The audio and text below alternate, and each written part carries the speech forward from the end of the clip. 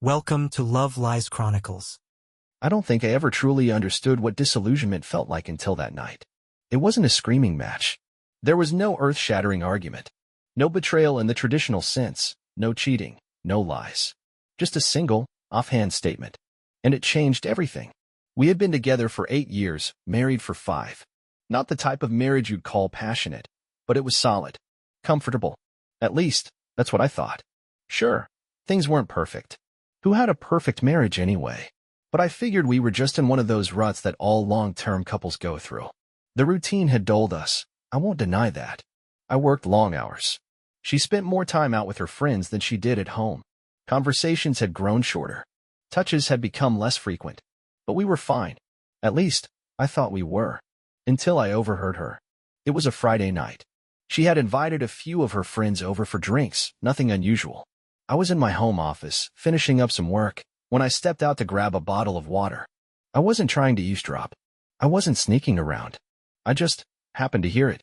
One of her friends had asked a simple question, something I had never given much thought to. "So, how's married life treating you?"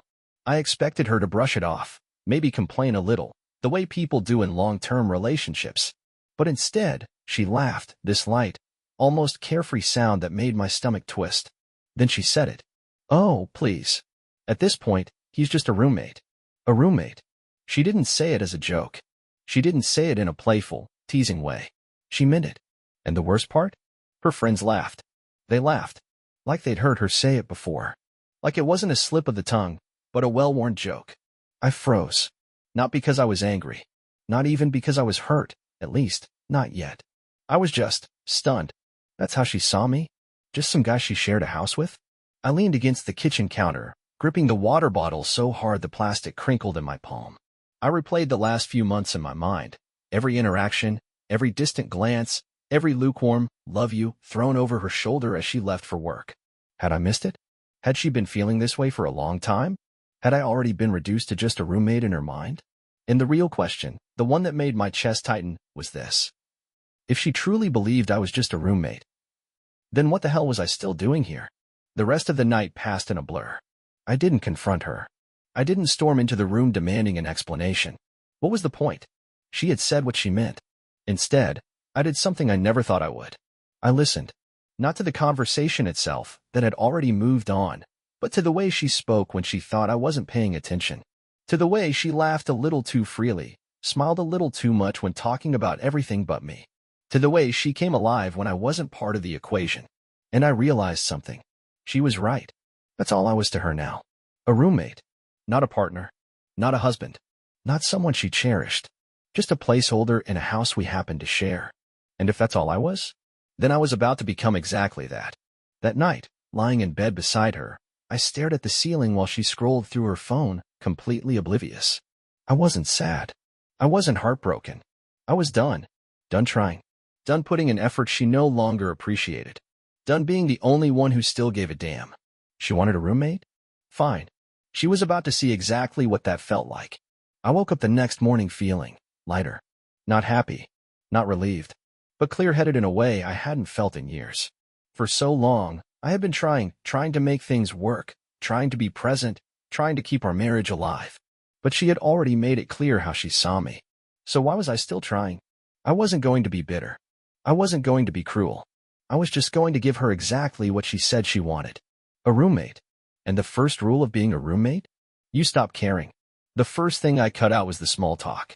For years, I had been the one who always asked about her day, who made conversation when things felt too quiet, who noticed when something was wrong. But roommates don't do that. So, I didn't. That morning, I got up, showered, got dressed, and walked past her in the kitchen without a word. She was sitting at the table, scrolling through her phone with a cup of coffee in her hand. Normally, I'd greet her, maybe make a comment about the weather, ask about her plans for the day. Not today. I poured my coffee in silence. She didn't even look up. She didn't say good morning, didn't ask me anything. She didn't notice. And that told me everything I needed to know. This was normal to her. I had already been a ghost in my own marriage. It was the little things that defined a marriage. The way I'd always made sure to cook dinner when she worked late. The way I'd pick up her favorite snacks from the store without being asked. The way I'd instinctively pull a blanket over her when she fell asleep on the couch. Not anymore. That evening, I came home from work and made myself dinner, only myself.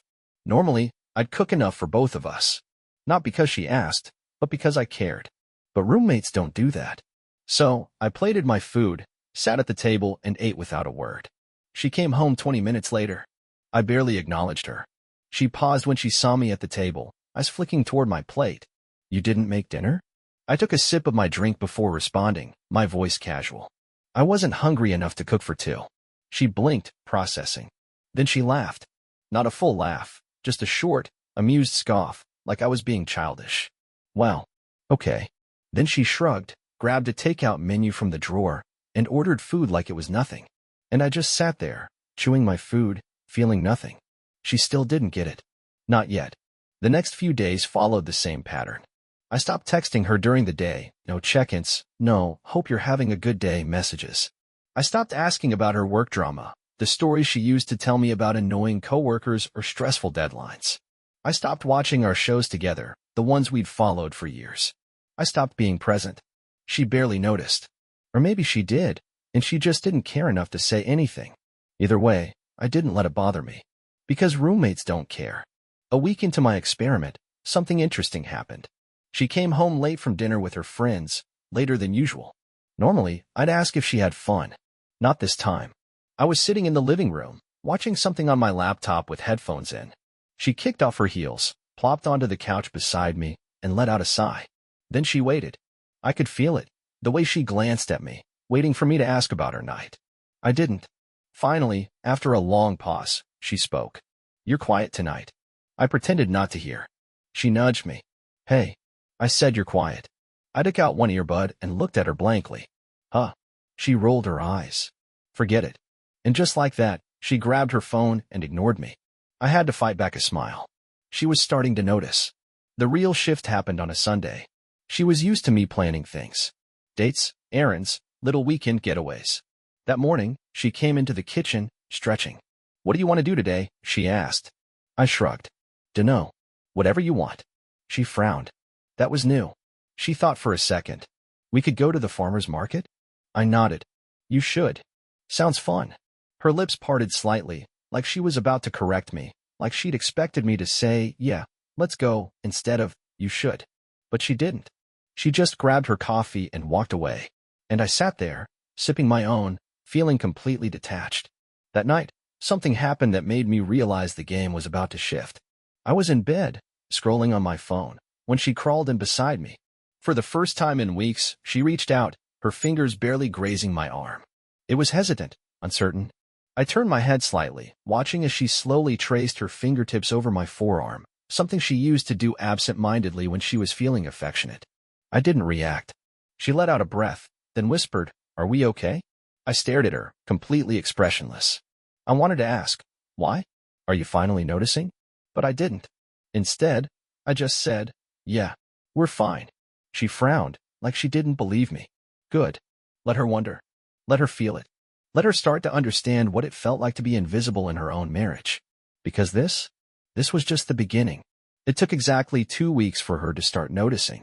At first, it was just a feeling, a shift in the air, the kind of quiet that wasn't peaceful, but unsettling. She wasn't used to the silence. She wasn't used to being ignored. She wasn't used to me, not caring. But instead of addressing it, instead of talking about it like an adult, she did something I expected. She tested me. She wanted to see if she could still get a reaction out of me. But I had already made up my mind. I was going to pass every single test.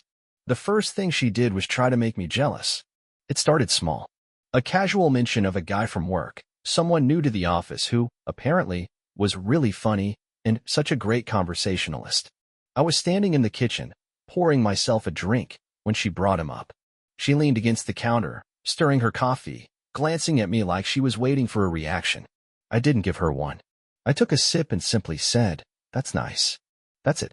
No anger. No questions. No interest. She paused, her lips parting slightly. That wasn't the response she expected. Her eyes flickered, like she was waiting for me to push back, to ask why she was suddenly bringing up another man. But roommates don't get jealous. So I simply turned and walked out of the kitchen. Strike one. A few nights later, She stayed out late. Now, this wasn't unusual. She had always gone out with her friends. But the difference? This time, she made sure I knew. She announced it before leaving. I'm going out with the girls. Don't wait up. She had never said, don't wait up, before. She wanted me to notice. She wanted me to ask where she was going, to demand she come home at a reasonable hour. Instead, I barely looked up from my book and said, okay. She hesitated for a second. Then she left. I went to bed before she even got home. The next morning, I was up early, drinking coffee at the kitchen table when she walked in. She looked surprised, like she expected me to be waiting for her, demanding an explanation. I didn't say a word. I just turned the page of my book and kept reading. She sighed loudly, dropping her purse on the counter. Got home late last night, she said, testing the waters. I didn't even look up. I hummed, sipping my coffee. Nothing else. I could see the irritation in the way her jaw clenched, the way her fingers tapped against the counter. Strike two. This one was the most obvious. One night, she just started picking at me. Over stupid things. Why didn't you take the trash out? Why are you always on your phone? Why don't you ever ask how my day was anymore? The last one almost made me laugh. Instead, I stayed calm, answering everything with a neutral, polite tone. I forgot. Because I want to. I assumed you'd tell me if you wanted to talk. She was trying to provoke me. Trying to make me snap. Because anger? That would mean I still cared. But I wouldn't give her that. Roommates don't fight. So I simply got up from the couch, grabbed my keys, and said, I'm going for a drive. And then I walked out. She didn't expect that. She wanted to bait me into an argument so she could flip the blame. But instead, I had left her standing alone in an empty house. Strike three. It was a Saturday night when she finally cracked. We had always had this unspoken routine. Saturday nights were our time. We'd watch a movie, order takeout, have a drink together. That night, I changed the routine. I ordered food only for myself. I watched a movie alone in the bedroom. I didn't invite her. She found me an hour later, standing in the doorway with her arms crossed. Her voice was quieter than usual. Are you mad at me? I kept my eyes on the screen, barely reacting. Nope. She took a step closer. Then why are you acting like this? I finally looked at her. Like what? She faltered. Like you don't care about anything anymore. I smiled, just a small, humorless curve of my lips. That's not true. I just care about different things now. She stared at me. For the first time in a long time, she looked genuinely nervous. Like what? She asked quietly. I shrugged. Myself. That's when I saw it. Panic. A small flicker of fear in her expression, like she was finally starting to understand. And for the first time since this all started, I felt something close to satisfaction. She was losing control. I could see it. It was in the way she watched me more carefully, in the way her voice had lost its usual confidence whenever she spoke to me. For weeks, she had tested me, trying to provoke jealousy, trying to bait me into a fight, trying to get me to chase her like I used to. Nothing worked. I was completely indifferent. And that's when I knew. She was panicking. It happened on a Sunday evening. I was in the living room, scrolling through my phone, half watching a documentary. She came in and stood by the couch, fidgeting. For the first time in years, she looked uncertain, like she didn't know how to talk to me anymore. Can we talk? She asked hesitantly. I glanced at her. About what? Her lips parted slightly, like she hadn't expected me to be so blunt. She hesitated. Then, about us. I nodded slowly, then turned back to my phone. What about us? She let out a short, frustrated breath. Jesus, will you stop acting like this? Like what? I asked calmly. Like you don't care about anything anymore? I exhaled through my nose, shaking my head with a small, empty chuckle. Finally, I set my phone down and looked up at her. You're only saying that because, for the first time, you're not the center of my world. Her eyes widened, like she had just been slapped. I saw it, the sheer disbelief in her expression. Because for years, she had always assumed I would stay. That no matter how she treated me, no matter how little she gave back, I would always be there, waiting, willing, wanting. Now, she was realizing I wasn't waiting for her anymore. And it was terrifying her. She tried another approach the next day. Instead of being defensive, instead of trying to push me into an argument, she suddenly became sweet. Soft. She started making an effort. Hey, she said the next morning, smiling a little too much as she placed a cup of coffee in front of me. I raised an eyebrow. I thought you didn't like making coffee, I said, sipping it slowly. She gave me a tight-lipped smile. I don't. but I just thought I'd do something nice for you. I didn't react. I just took another sip and said, thanks. No warmth. No engagement. Just a polite, neutral acknowledgement. She swallowed hard. That wasn't what she had wanted. She had expected me to soften, to give in, to reward her for finally giving me attention. But I didn't. Because roommates don't fall for cheap tricks. That week, she kept trying. She started dressing up more when she was home. She cooked dinner for the first time in months. She even sat next to me on the couch, pretending to be interested in the shows I watched. But I saw through it. This wasn't affection. This wasn't love. This was fear. She had spent so much time pushing me away, belittling me, making me feel like I was nothing more than a roommate. Now, she was realizing what that actually meant. She had made me into a ghost in my own marriage. And she had done it so well that now she didn't know how to bring me back. She broke on a Friday night. I had just come home from work. She was sitting at the kitchen table, staring down at a half-empty wine glass. The moment I walked in, she exhaled shakily. I knew what was coming. And sure enough, the tears started. I don't know what's happening to us, she whispered, her voice shaking. I stood by the fridge, grabbing a bottle of water. What do you mean? She looked up at me, eyes glossy and wet. You're acting like you don't even care anymore. I opened the bottle and took a slow sip. You said it yourself, I reminded her. I'm just your roommate. She winced like I had physically struck her, like she had finally heard her own words and hated how they sounded. That's not what I meant, she said, voice cracking. I tilted my head. Then why did you say it? She wiped at her face, trying to hold herself together. I was stupid, okay? I was trying to be funny, and I didn't realize how it sounded. I let out a soft huff of amusement. So, it was funny to make me feel insignificant? She shook her head quickly. No, I didn't think. That's the problem. I cut in, my voice calm, firm, emotionless. You never thought about how you made me feel. You never thought about what your words did to me. Her breathing hitched. She stood up, stepping toward me, reaching out. I let her fingers barely graze my wrist before I pulled away. That's when she truly started crying. Big, desperate gasps. The kind that came from real fear. Because now, she knew. She had lost me. Maybe not physically, but emotionally. I was already gone. And this time, I wasn't coming back. She finally understood. She had spent so long belittling me, making me feel invisible, reducing me to nothing more than a background presence in our home. Now, she was feeling it herself. The emptiness, the isolation, the cold, suffocating weight of being alone in a relationship. The only difference? For me, it had been gradual. A slow descent into neglect, an erosion of love. For her, it hit all at once, like a house collapsing under the weight of its own decay. And now she was desperate. It happened the next morning. I was making coffee, standing in the kitchen like it was just another day. She walked in, wearing one of my old shirts, one she used to sleep in when things were still good between us. I didn't react. She hesitated near the counter, watching me for a moment. Then, in a quiet voice, she said, I miss us. I stirred my coffee. Didn't look at her. Us. I repeated. I thought we were just roommates. She flinched, visibly. Then, she stepped closer. I was wrong, she admitted, voice shaking. God, I was such an idiot, okay? I didn't mean it the way it sounded. I was just careless. I finished for her.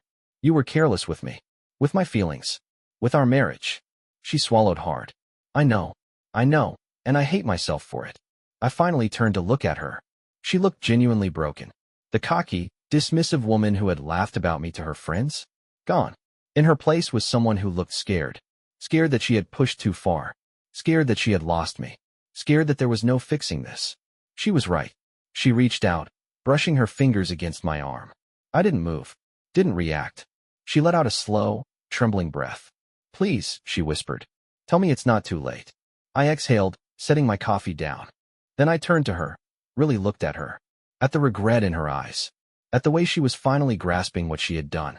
I thought about everything. The years I had spent putting in the effort. The nights I had gone to bed feeling alone. The words that had finally broken me. He's just a roommate.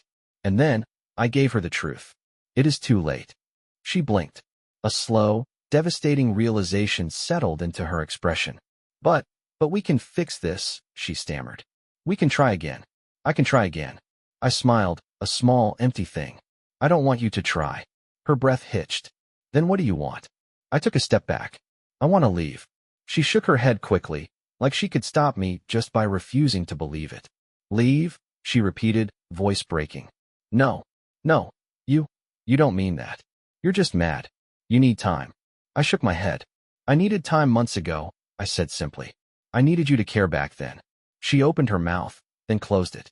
Because she knew. She knew I was right. I walked past her, heading toward the bedroom.